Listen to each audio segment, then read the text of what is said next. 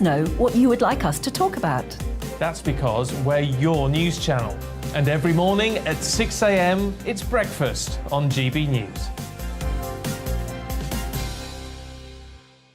Monday to Thursday on GB News, it's Bev Turner Today from 10 a.m. We're going to be here for you, our GB News family, to keep you up to date, but also make you smile. The guy went from puberty to adultery. And I can't wait to bring a few of my own opinions. I have no time for cultural totalitarianism. We'll engage in passionate, but always polite debate, with your thoughts and opinions at the centre of it all. Only on GB News, the People's Channel, Britain's news channel. Join me, Nana Akue, Saturday and Sunday afternoons on GB News. Expect fiery debate and passionate discussion as me and my panel tackle some of the biggest topics hitting the headlines. It's a place for everyone's opinion. No one gets cancelled, but no one gets an easy ride. Oh, she's on it today! Be ready for conversations that are fierce, frank, and of course, fun. Every Saturday and Sunday afternoon from 4 p.m. on GB News, the People's Channel. Join my show Farage, 7 p.m. till 8 p.m. Monday through Thursday, and there you will get opinion, analysis, debate, and I'll cover stories that nobody else dares to touch. You've been cancelled. Join the club. Oh my goodness me. And then for the last 15 minutes, talking pints. We're over a drink. We have a civilised conversation with someone. We very often disagree, but we do it in a grown-up way. Come and join me on Farage. We are GB News, the People's Channel. And right across the United Kingdom. You can find us on Sky Channel 512. Virgin Media Channel 604. Freesat Channel 216. Freeview Channel 236. And YouView Channel 236. You can also take us with you on DAB Plus Radio. With the GB News app and at the website gbnews.uk. We're absolutely everywhere. Come join us on GB News, the People's Channel, Britain's news channel.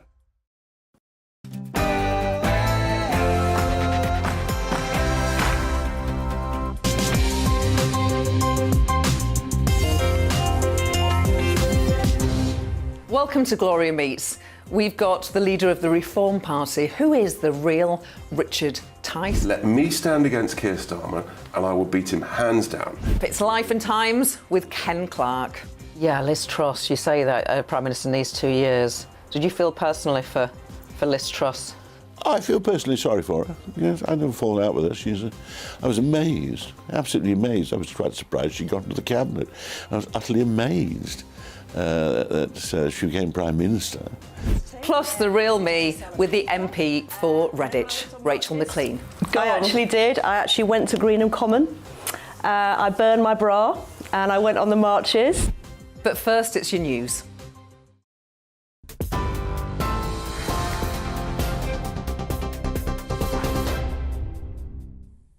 Good evening, I'm Tatiana Sanchez in the GB newsroom. A number of people are believed to be in a critical condition after being pulled from a lake in Solihull. West Midlands Police described the incident as serious, saying emergency services are at Babs Mill Park in Kingshurst.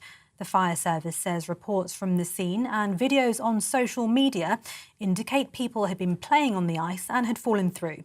We'll have more on the story as we get it. Police in Jersey say 5 people are now confirmed to have died in yesterday's explosion in St Helier. A blast ripped through a 3-storey block of flats in the capital in the early hours of the morning. Around 10 residents are still thought to be missing. Jersey authorities have said the recovery operation will take weeks, not days. The Chief of Jersey Police, Robin Smith, says sadly more fatalities are expected. We are not going to be here for days.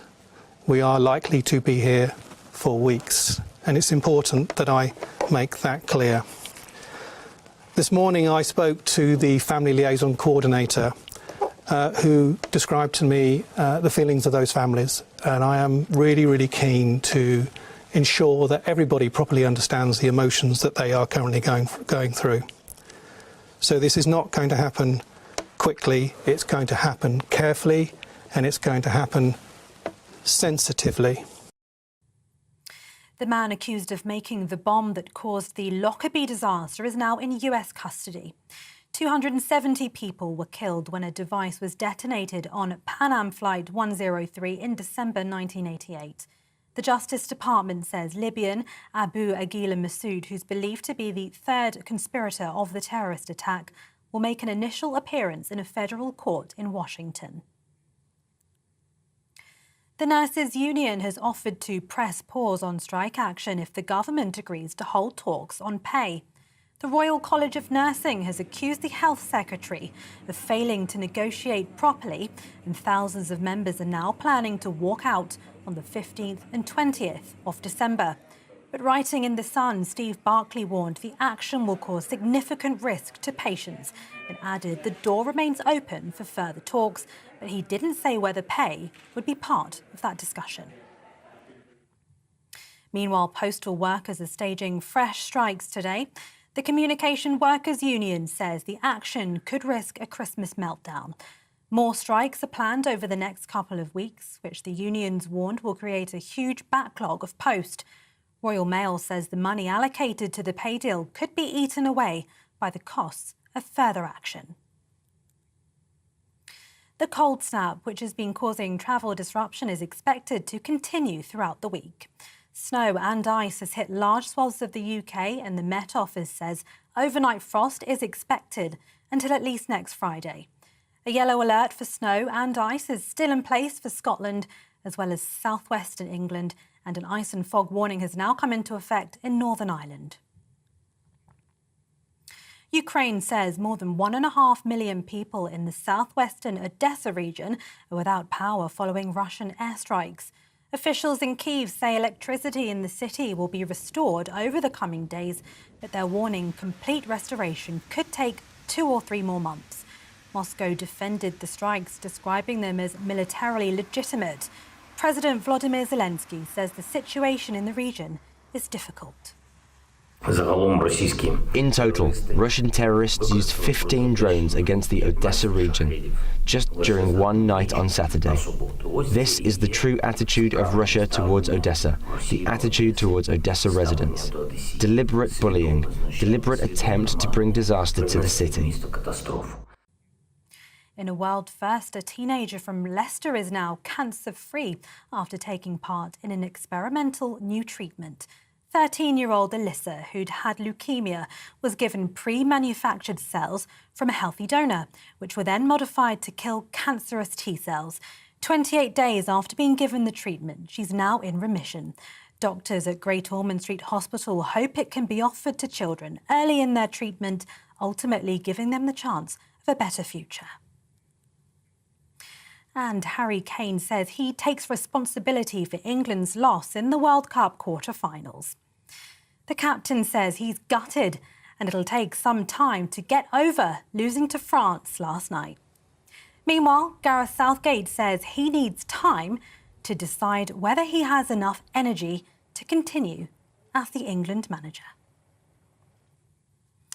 TV, online and DAB+ radio. This is GB News. We'll have more news at the top of the next hour.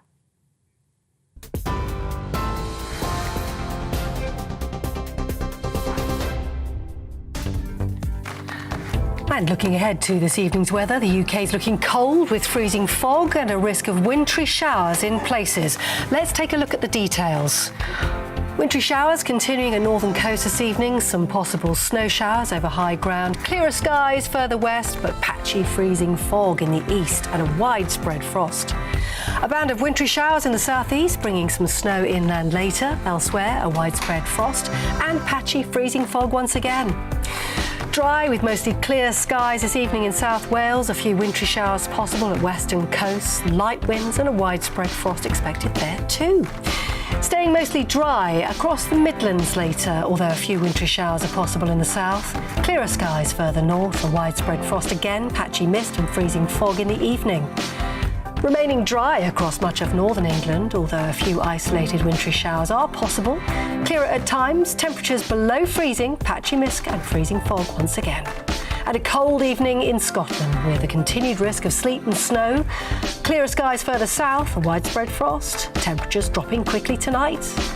And staying dry for much of Northern Ireland this evening. Wintry showers continuing to affect northern and eastern coasts. Clearer skies further west. And a mostly dry night for the entire UK. Wintry showers confined to the coast, widespread frost and freezing fog by Monday morning.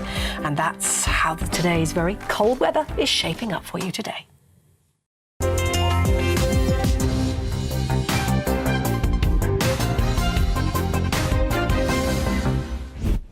Richard Tice, leader of the Reform Party. We're going to do a bit of politics, a bit of personal in this interview. Thank you for joining me. Great, thank you for having me. So I've been doing lots of cuttings, searches and reading various articles. And one really caught me off guard this morning. Did you ever share a flat with Kate Moss? There was all sorts of rumours. The answer is no. Oh! Happy to clarify that. Oh. Did you know Kate Moss? Apparently. Richard, you're starting It was a long time ago. Oh, you're going to keep being cagey. Well... Oh, come on, I've got scared. You can stall. It was a rumour viciously circulated by all sorts of people having fun. But you have met her? I have met her. More than once? But I didn't share a flat with her. OK, the intrigue continues. Right, OK. So, let's get on to politics. You were a long-standing member of the Conservative Party. I was. You left in 2012. Yes. And then rejoined. Oh. And then left again. Oh, when did you reach? So you left in 2012 under David Cameron? Yes, and I said I would rejoin when he left. He left whenever it was in 16. And so I rejoined, and then I left again in 19.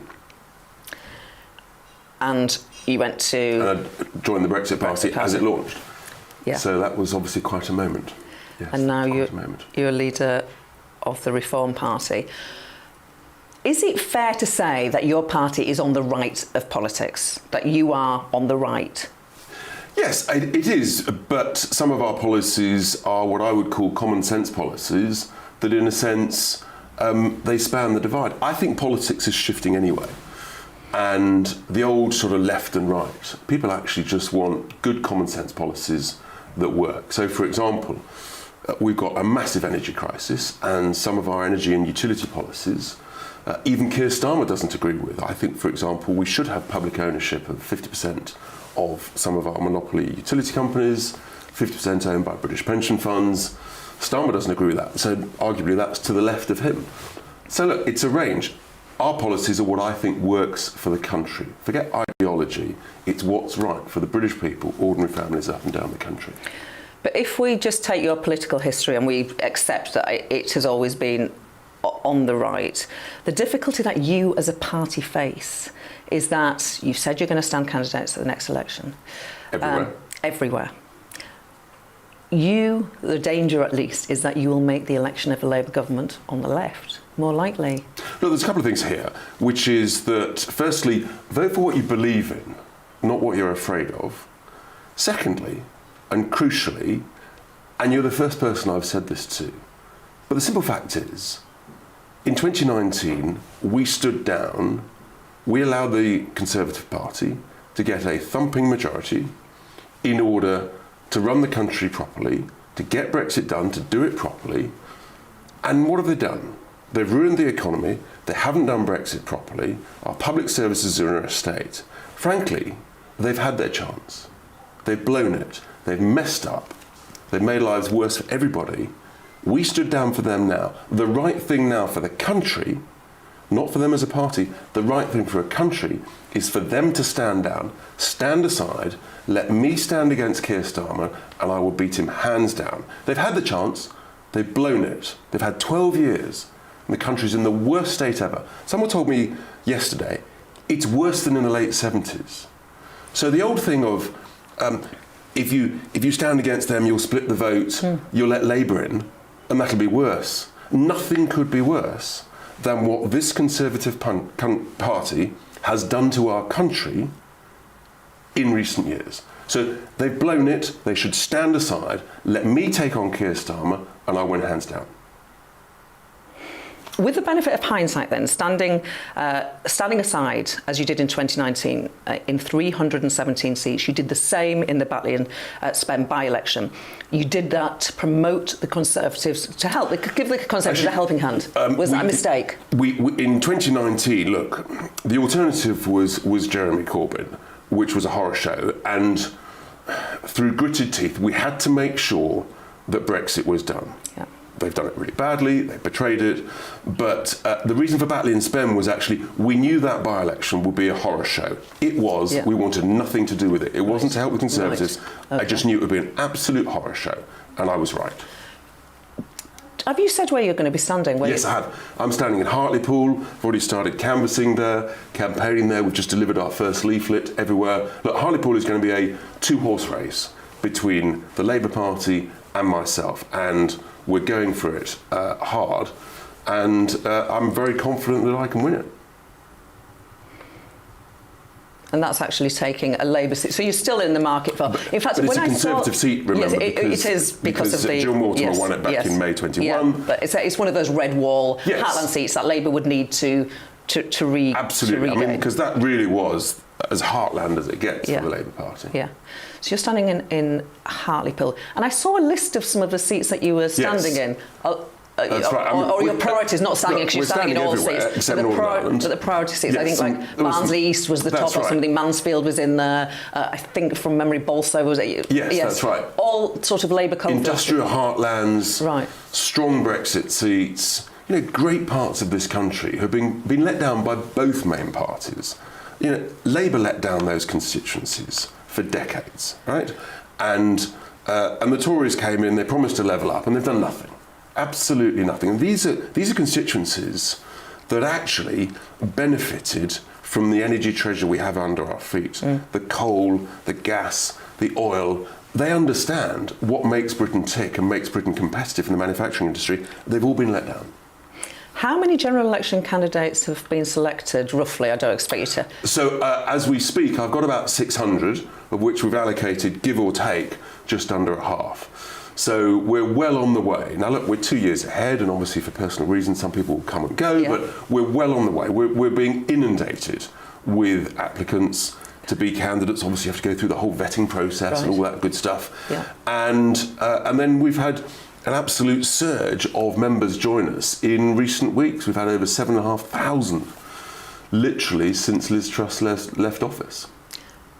When you think about the candidates you're going to stand, do you care, is a consideration, the gender, the ethnicity, any of those considerations that actually, you know, sort of mainstream politics and Parliament think should be a consideration for what our politics you take it all into account, but the reality is the most important thing is that a candidate's got a connection with the constituency, where they're born there, they live there, they work there, whatever. Those are the really key things, so that they understand the constituency. And look, it's a bit of a juggling act, obviously, but we're working very hard on it, and by doing it early, we're well on the case, and hopefully the jigsaw will sort of work out. You know, there's always a few last-minute bits in the jigsaw that you're trying to fit in, but that's how it works.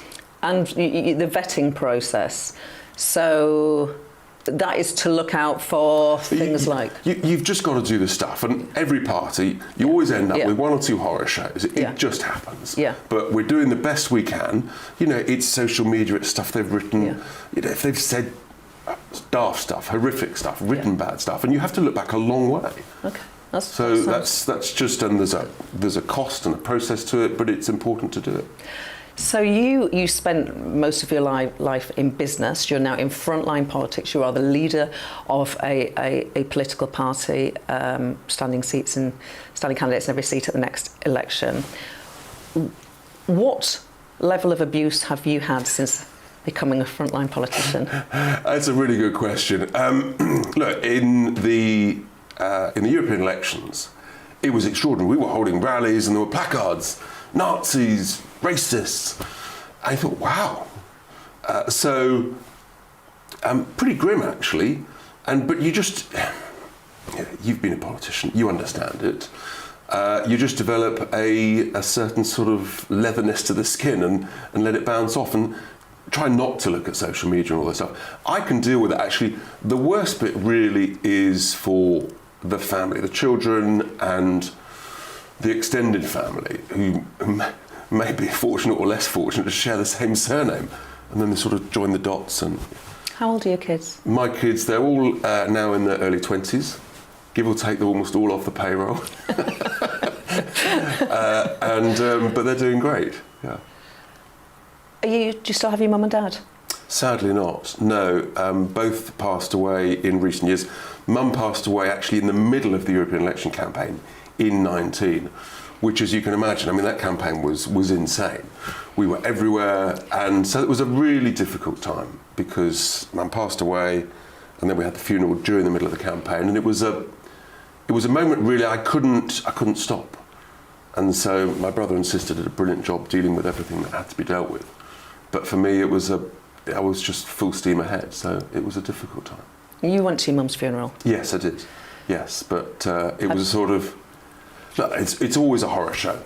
Absolute horrendous time. And doing that in the middle of a full-blown campaign, that was the only day I took off in the campaign. And I can see, and I don't want to make you upset, but I can see that it's... Yeah, it was a tough gig. Tough gig. Have you grieved? Are you still in grief for your mum? It's a really good question, and ish, I would say, is the answer. Ish. It comes and it goes. Yeah. Thank you. It's not easy. I asked my dad in the summer. It's not easy to go through these things. Let's end on something lighter then. We've had quite a few prime ministers. You've got to have a drink. Boris Johnson, Liz Truss, or Rishi Sunak. Who are you gonna invite to your party? Who am I going to invite to the party? Great question. Actually, it's a really good question. It's a hard answer. The answer is probably invite all three, but I'm not sure any of them would come, to be honest. Let alone drink anything, let alone talk to me. I'm probably not top of their Christmas card list, it's fair to say. Is there any Labour MP that you'd invite round? Ex-Labour MPs like your good self, of course. No, actually, I think there are some really well-meaning people from all the parties, actually. I think most people go into politics wanting to try and do some good. And look, we disagree on policies. The most important thing is that we can be agreeable about how we disagree. And I think the sadness is, in too many instances now, that actually isn't the case. And when I do media and stuff, I do a talk show.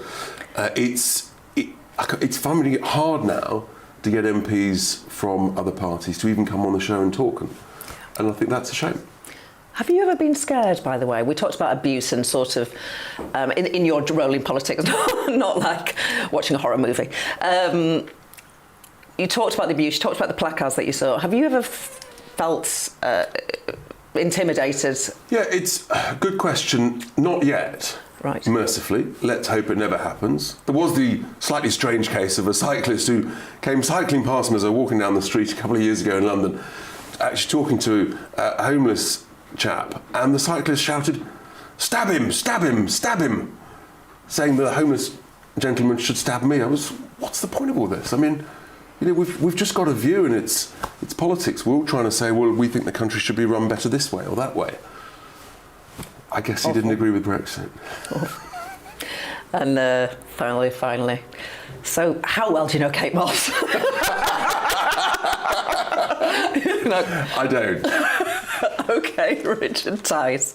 I really enjoyed the chat. Thank you very much. And good luck with moving on from life after losing your mum. It's something that happens to a lot of people. It shows that we're all human beings and we all go through this, whatever our politics or our positions. But thank you very much. It's been great to be with you. Thank you.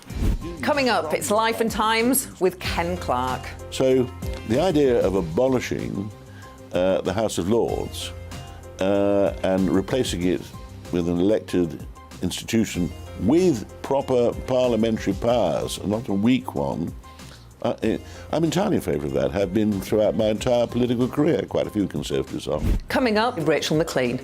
The prevalence of pornography. Yeah. So I think that's a brilliant first step, because I do know that young men now, and young women and girls and children, are growing up and seeing this stuff and they're thinking it's normal.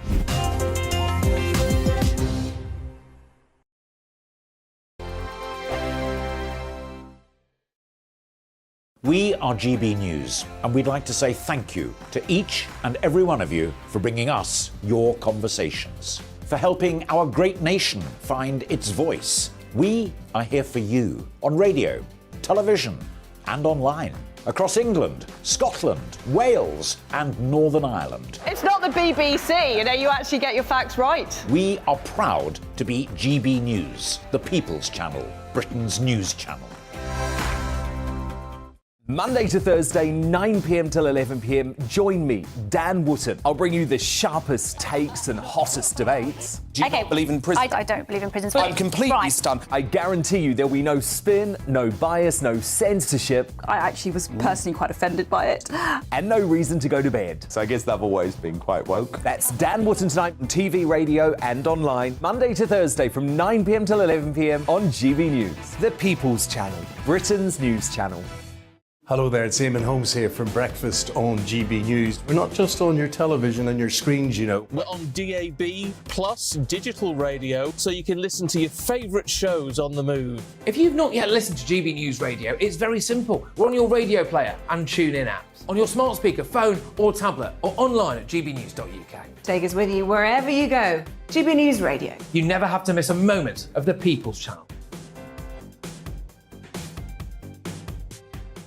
Join me every Sunday at 6 p.m. for Gloria Meets. In exclusive interviews, I'll be finding out who our politicians really are and what they really think. It's something that you would never want anyone to suffer. I didn't know what channels there were. I didn't think I'd be believed. I must have weighed about 7 stone and I'm 5'8". My instincts was to sort of cover this up. I mean, clearly that was a mistake. Join me every Sunday at 6 p.m. on GB News, the People's Channel, Britain's news channel.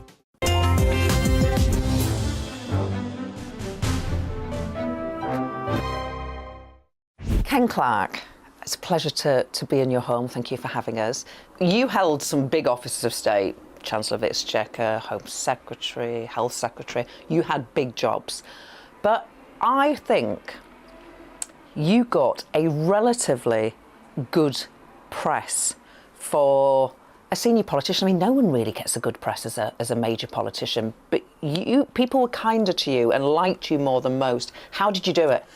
Well, I can't speak about any personal popularity I had, but at times I was hugely unpopular. Politics is a terribly roller coaster thing, and you have to take tough, difficult decisions, and the public are against changing anything or against ministers upsetting anybody. So I was lucky. Usually it ends in tears, but I actually had a very successful last big job. It wasn't my last job in government. I was in the Cameron-Clegg coalition government in that cabinet. But although the major government was in tatters, it had been torn apart by European ridiculous civil warfare. But the economy, I got us out of the end of a recession. The 1990s recession, and Norman had started a little bit, but we were still in a bad way when I took over, and I got growth, low inflation. The economy was doing well. Blair and Gordon Brown had to fight the election, saying they weren't going to change economic policy. Made a slogan that they would stick with my figures on tax and spending, and I therefore came out of being Chancellor very popular. Now you go back to when I was at the Health Department. There were times there where I was deeply unpopular. The battle with the BMA, with them launching all kinds of attacks on my reforms, which they tried to resist, very personalised attacks. The BMA was quite the nastiest and the least really nasty union of all the many I had fights with.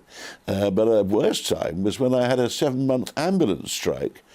And we gave the country a much better ambulance service where the strike was effective by bringing in the army.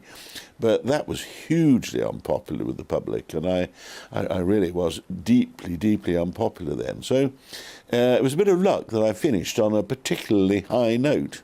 I mean, with hindsight, No one ever made the slightest attempt to reverse my health reforms, and the Blair government, which was a mildly conservative government, and Tony was a great admirer of Thatcher and the Thatcher government, actually, they just carried on my health reforms. So we were all over by then.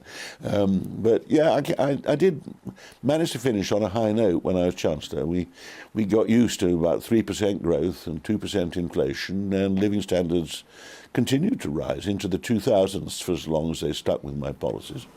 You stood to be Conservative leader 3 times. Yes, that's a record. Did each time hurt? I always say it's the only bad habit I've ever given up, standing for Conservative leader. How much did it hurt not being Conservative leader? Oh, it didn't hurt, funnily enough. I wasn't. Didn't have recovery. It just happened. Looking back, I did. I very much wanted to be leader, and I really had the chance of being Prime Minister. And I think I was expected to be leader at some stage. Yeah. So I was surprised that I didn't win, particularly when we made this change and gave the paid-up members the final say, and I'd won with the members of Parliament, but they voted for a chap called Ian Duncan Smith because they thought I was too pro-European, and that was a bit of a blow. But I was not personally hurt by it. I just took it in my stride. I'd been in politics long enough by then to realise that events do actually constantly take you by surprise. And I probably thought I might have another go sometime. My last go, was after that. But I knew by then it was a bit of an adventure. But I stood against Cameron. Yeah. But that was the one where I did least well. I came third, I think, then. Yeah. We've had a lot of Conservative Prime Ministers in the last few months. We didn't used to change them quite so frequently. Yes. That's a bad habit. Maybe they should give up. It's a very, very bad habit. You can't achieve anything in any political office till you have at least about 2 years in it. If you do have an agenda of your own and you want to change things for what you think is the better. The circus of politics for the last 6 years has become farcical, and the low depths of farce have been reached in the last 6 months until Rishi took over. Yeah, Liz Truss, you say that Prime Minister needs 2 years. Did you feel personally for Liz Truss? I feel personally sorry for her. Yes, I never fallen out with her. I was amazed, absolutely amazed. I was quite surprised she got into the cabinet. I was utterly amazed that she became Prime Minister. But then I have never ever voted for the person who won the leadership election. Me neither, in the Labour Party. Any time in my life, until the last one. I did support Rishi. Right, OK. Coming up, more from him after the break. Even getting into my 80s now, my lifestyle is changing. But it includes certainly a good stiff whiskey or a good stiff brandy as a nightcap.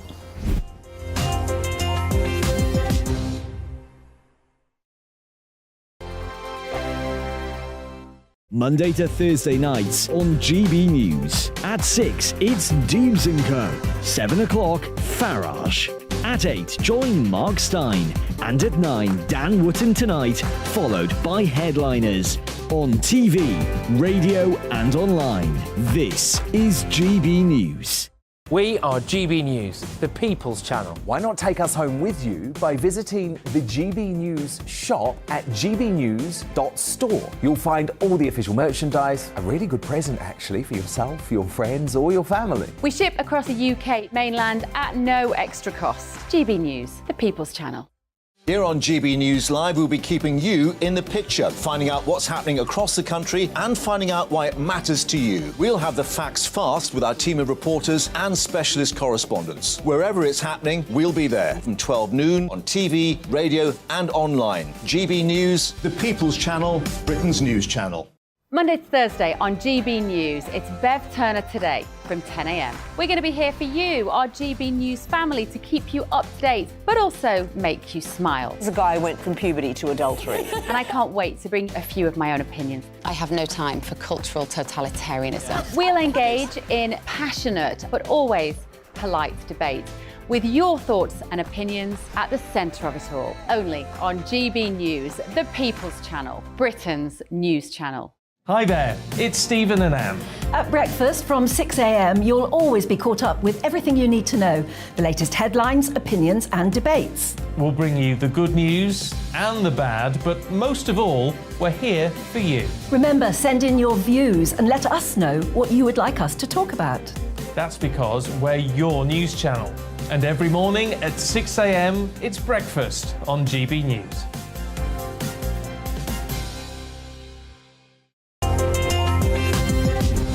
Of course, Boris Johnson, he suspended the Conservative whip from you, a number of... Well, slightly by accident. He was wanting to purge the party of the younger people who happened to have voted with me. He'd broken lots of three-line whips on Europe in the other direction. And the 21, I can't remember what we're voting on now, but it was... There's a lot of Brexit votes. It was in that dreadful Brexit crisis, which was very bad for the country. And he, of all people, suddenly decided, and one of the three-line whips, to take the whip away from everybody. His targets were Amber Rudd and David Lidington and the people who were going to be the future leadership of the party, his rivals. So he got me slightly by accident, because, needless to say, I was voting with them, or whatever it was, but nobody bothered. Chief Whip... then and now, the then Chief Whip, it's still a friend of mine, and I know him perfectly well.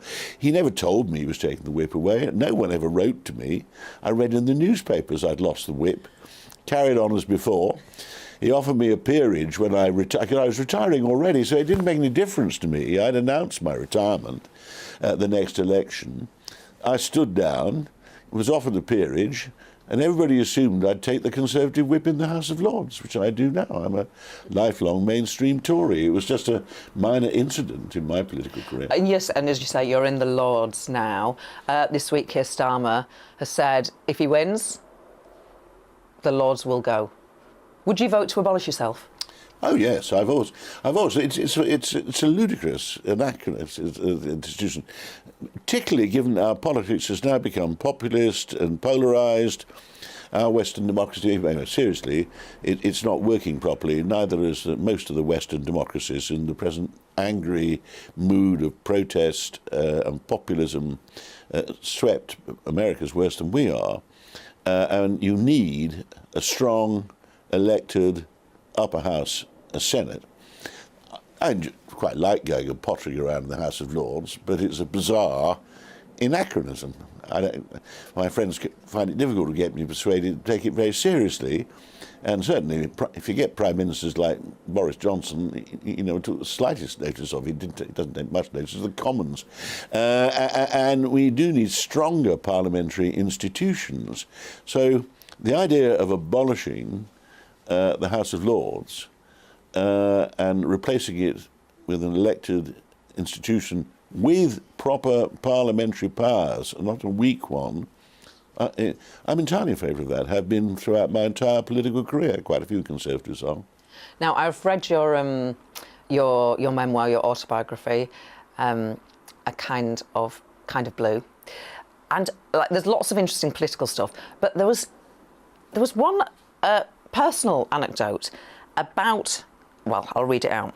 In your memoir, you wrote, "I've been drinking ever since I was at school, and I've not had a day without a drink since." Is that still the case? That's probably true, yes. I probably drink less now than I used to. I mean, certainly drink less than I did when I was a teenager. But I'm leaving that aside. And I didn't drink more than the normal teenager. I've never had a drink problem. No, like that. No, but you like a drink. But the whips office I was in, which was my first government job, that was pretty hard drinking. The Parliament 50 years ago was a more hard-drinking institution than it is now. But socially, I drink. Now, as I get older, far less beer than I used to. But I'm afraid still before going to bed at night, and I now go to bed very late at night, because in my old age, it's a late night whiskey or a late night brandy with a Havana cigar before I finally go to bed. I try to make the time I go to bed and my hours of living in tune with the rest of the human race, but I find I go to bed later and get up later as even getting into my 80s now. My lifestyle is changing. But it includes certainly a good stiff whiskey or a good stiff brandy as a nightcap. A red wine when I'm eating, but I only have one meal a day. Oh. And a couple of glasses of wine. A good meal? I have one good meal, and then I eat fruit or something for the rest of the day. But I mean, you know, I was a butterball when I was Chancellor of the Exchequer. Everybody was in those days. Nigel Lawson and Norman Lamont got as fat as I did when I followed them. I'm a shadow of the man I was, and that's just the fact one loses appetite as you get older. And I have one good sound meal a day, and that's it really. And I find I don't feel hungry otherwise. You lose your wife of 51 years, Gillian, in 2015. 7 years ago, yes. Does one continue to go along a grieving process? Well, no, I don't. I won't claim that. Of course, I agree. To be reminded of it, which I remind myself frequently. I haven't forgotten it or anything like that. That would be extraordinary. No, that was a terrible blow. Never crossed my mind that I would outlive her. I assumed she'd outlive me.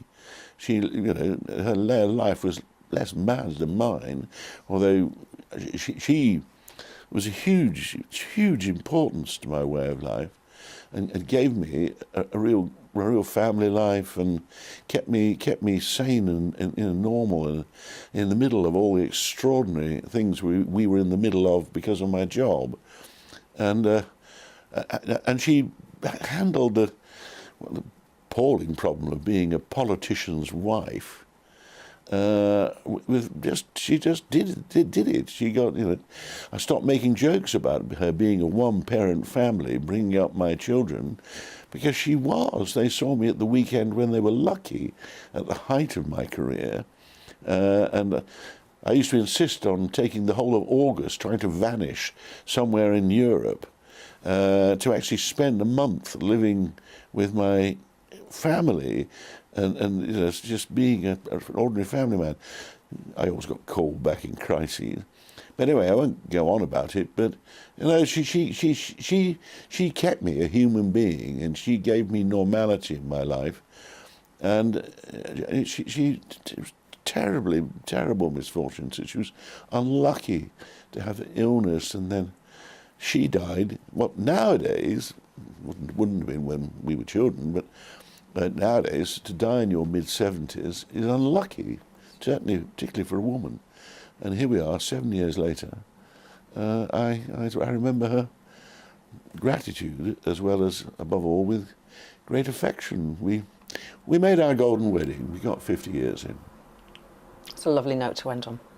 Ken Clarke, thank you for reflecting on a massive political career. It's a pleasure to be in the company of such a giant of politics. Thank you.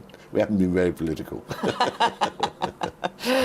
Coming up, it's the Redditch MP and Vice Chair of the Conservative Party, Rachel Maclean. I suppose when I came into Parliament, I thought, well, I need to dress like an MP now, which is a bit of a... And then I sort of realised, oh, I don't need to do that.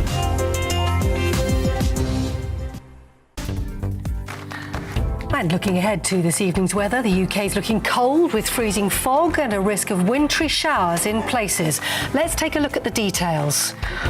Wintry showers continuing at northern coast this evening, some possible snow showers over high ground, clearer skies further west, but patchy freezing fog in the east and a widespread frost.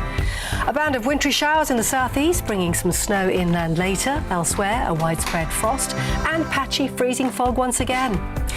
Dry with mostly clear skies this evening in South Wales, a few wintry showers possible at western coasts, light winds and a widespread frost expected there too. Staying mostly dry across the Midlands later, although a few wintry showers are possible in the south.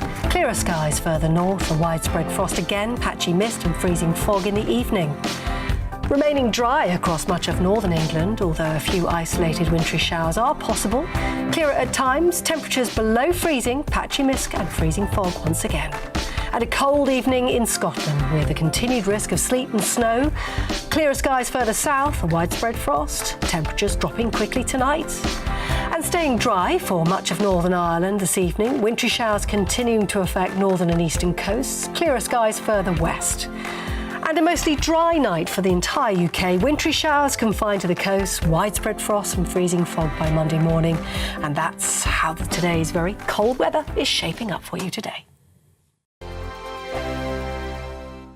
Every morning from 6 o'clock, we'll wake you up with GB News Breakfast with all the stories you didn't know from the night before. So whether it's serious news, entertainment, or your own news from all over our great nation, we're here to kick off your day with a smile. The national media should be reflecting and reporting what's happening here. You will notice the northwestern accents. Whether you're with us on TV, radio, or online, every morning, it's breakfast from 6 a.m. Hope you can join us. We are GB News, right across the nation. You can get us on television, on radio, on digital. We're absolutely everywhere. Amazing! You see, amazing! You remind me of me in the European Parliament. But here's the most important bit. We are not part of the mainstream establishment. We think and speak just like you do. We are the People's Channel. Magnificent. That's really, really thoughtful. Come and join us on GB News, the People's News Channel. My name's Tom Harwood, and join me 9:30 a.m. every weekday for The Briefing, your one-stop shop for everything you need to know about what's going on in politics today. I wonder if this is a deal that might need to be like the biscuits in this factory, twice baked. Is there not an opportunity here to win out against the extremes? Tom Harwood, GB News. What are you going to do about it? Things should have been done differently, and they certainly are being done differently. Don't miss it. The Briefing with me, Tom Harwood, 9:30 Monday to Friday on GB News. Join me, Nana Akue, Saturday and Sunday afternoons on GB News. Expect fiery debate and passionate discussion as me and my panel tackle some of the biggest topics hitting the headlines. It's a place for everyone's opinion. No one gets cancelled, but no one gets an easy ride. Oh, she's on it today! Be ready for conversations that are fierce, frank, and of course, fun. Every Saturday and Sunday afternoon from 4 p.m. on GB News, the People's Channel.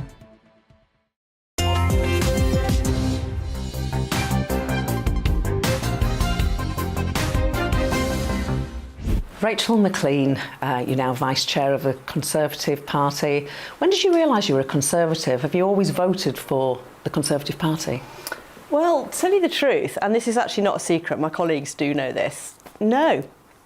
In my younger days, I was very briefly a member of the Socialist Workers' Party. Really? Yes, when I was a student. I became a Conservative when I started my own business. And I realised that how do we actually generate all the money and the resource and investment that we need to pay for everything?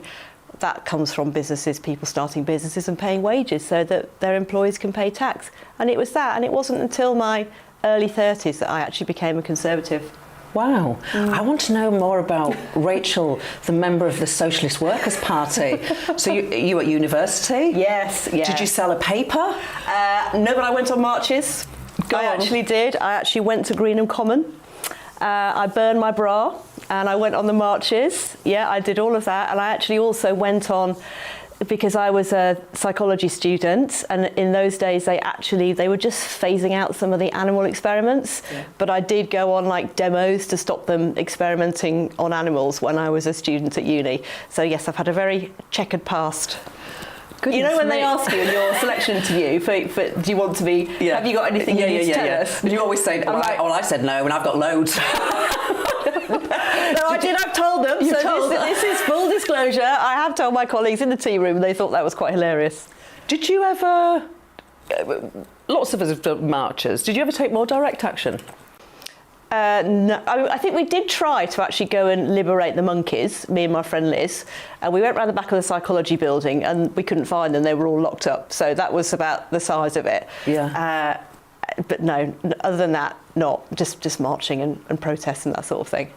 Gosh, that is the most interesting answer I have ever had. Burning your bra, I've got to ask. So that was a symbol of feminism and of women's it was liberation. The Greenham Common, you remember? The Greenham Common protests, and in those days it was literally women only. You could not, so there were lots of women there. I went with my friend Liz again. Hi Liz, if you're listening. So she was like, let's go to Greenham Common. There was a few of us went, and we went on the bus all the way from uni. And, you know, they were there all in the campsite with the little benders and everything. It was like a big thing at the time. I mean, I must have been 18 or something. Yeah. And it was just women there camping, cooking. And a lot of them, I remember them saying, well, I've got a little boy, but I couldn't bring him. You know, they were mums, but they couldn't bring their sons. It was literally, I think there was like a 2-year-old, and someone said, you need to, you know, send him away now. It's women only. Because it was women only. It was a women only space. And we did literally, I don't think I actually burned my bra at the time, because it would have been a bit uncomfortable to go around without a bra. But I remember camping there. I remember like helping to cook. We did have a big kind of meeting. We all we got in a circle and there was singing. It was actually a lovely experience. I mean, it was a long time ago, but it made a big impression on me. That's really fascinating. Yeah. Thank you. There you go. How interesting. And sticking with women, actually, you were a former minister till very recently for victims and safeguarding. Yeah. Violence against women and girls was in your brief. What did you learn about the danger, I guess, to women and girls? What did you recognise as the biggest danger that women and girls face? So I think all of us, women, doesn't matter how old you are or what walk of life you're in, that's just part of your daily experience, and you kind of take it for granted almost, that you have to do certain things, behave in a certain way, sort of look after yourself. And I suppose, in a sense, I've raised my daughter to be a very strong woman, but there's still that additional fear over where is she and who's she with and how is she going to get home, more so than the boys. But what I learned when I became actually a minister responsible for it was that first of all, every woman will feel that. It doesn't really matter how old they are or where they live. I mean, a lot of men and boys feel it as well, let's be clear. But it also impacts on some groups of society more than others, of course. I mean, if you're someone that can't afford a car, you know, if you do have to go on public transport, if you are working shifts, you know, if you are caring for people, then of course it is going to impact more on you. So that was what really came over for me, and that's where I felt it was obviously our responsibility as a government to make sure that everybody, doesn't matter who they are, feels safe. And that for me, and it's not just about all the important things, it is about work and of course and studying and college, it's about that, and of course the online space. But for me, it's also about all those normal things, like actually just going out of a night and going out to a club or a disco. I mean, when I was younger, well, I did used to go out a lot, right? Let my hair down, get drunk and do all those things. It's That's just what we do. normal. It's night Right, out. you go to a party, you don't think about it, you come out, it's 3 a.m, you're in the middle of Birmingham, how am I going to get home? And that for women now is just a worry, because there's so many more risks in that environment. And I just think it's wrong, because I think that's a natural rite of passage, is growing up, is doing those things. It's having fun with your friends and having like a normal life, going to a festival and being able to do that without being attacked.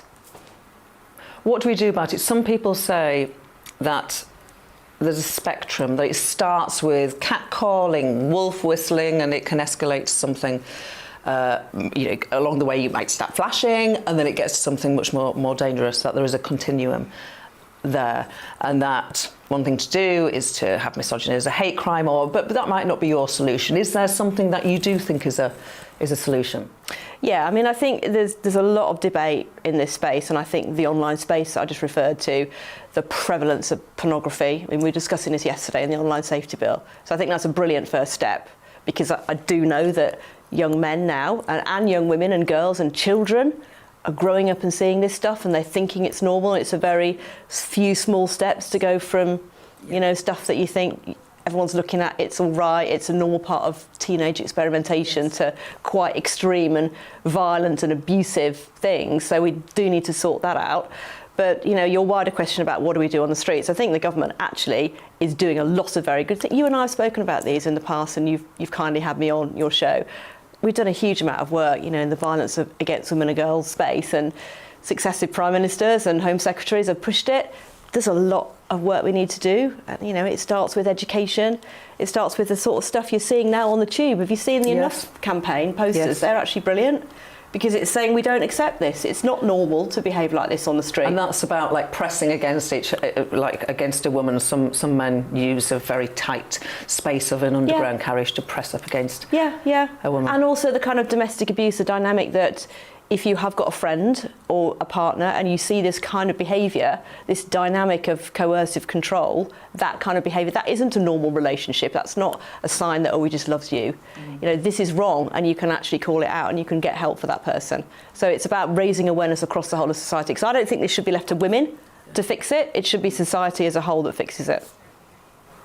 Have you ever been in a relationship which you think was unhealthy, looking back? I mean, probably, to be honest, when I was a teenager. Yeah. I mean, like, I suppose. Yeah. I think most of us probably would have done, because you know, you hear these, oh, I love you so much, that's why I don't want you to do ABC. I mean, I went out with some wrong uns, let's face it, when I was younger. I mean, my husband now, I'm very lucky, he's a wonderful man and he treats me very well, and I'm very fortunate to have that. But it's so easy to see how young people, particularly with the prevalence of what's happening online, and sometimes with the sort of stuff they're getting from, you know, even just from popular culture sometimes, and you know, the role models that they have, not always good, are they?